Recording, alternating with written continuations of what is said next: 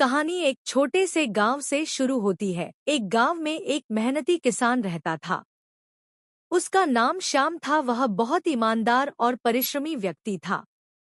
उसके पास एक छोटी सी जमीन थी, जहां वह अपने परिवार के लिए फसलें उगाता था। लेकिन हर साल श्याम की फसल अच्छी नहीं होती थी और वह बहुत परेशान रहता था।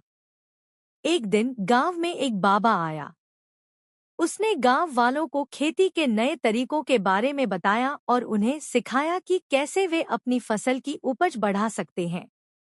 श्याम ने भी बाबा की बात ध्यान से सुना और समझा। उनकी सिखाई हुई बातों को खेत में लागू करने का फैसला किया। श्याम ने सबसे पहले अपनी जमीन को ठीक से जोता और उसमें अच्छी खाद डाली। उसने बीजों को सही तरीके से बोया और समय समय पर पानी और खाद देने लगा और उसने अपनी फसल को अच्छी तरह से देखभाल की और जानवरों से बचाया। इस बार उसने अपने खेतों में जी जान से मेहनत की। कुछ महीने बीत गए और श्याम की फसलें लहलहाने लगीं। इस बार उसकी फसल बहुत अच्छी हुई और उसने पहले से कहीं ज्यादा अनाज पैदा किया। श्याम की मेहनत और बाबा की बताई हुई बातों का फल उसे मिल गया था। उसने अपने अनाज को बाजार में बेचा और अच्छा मुनाफा कमाया।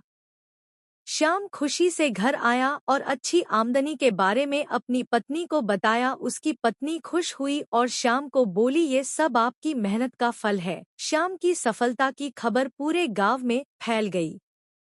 गांव के अन्य किसान भी श्याम की तरह बाबा की सिखाई हुई बातों को अपनाने लगे और अपनी फसलों की देखभाल अच्छे से करने लगे। धीरे धीरे गांव के सभी किसानों की फसलें अच्छी होने लगी और गांव में खुशहाली आ गई।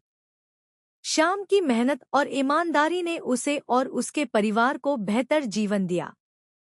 उसने अपने बच्चों को अच्छी शिक्षा दिलाई के लिए सोच और अपने परिवार का ख्याल अच्छे से रखा। गांव के लोग उसकी तारीफ करते और उसकी कहानी से प्रेरणा लेते।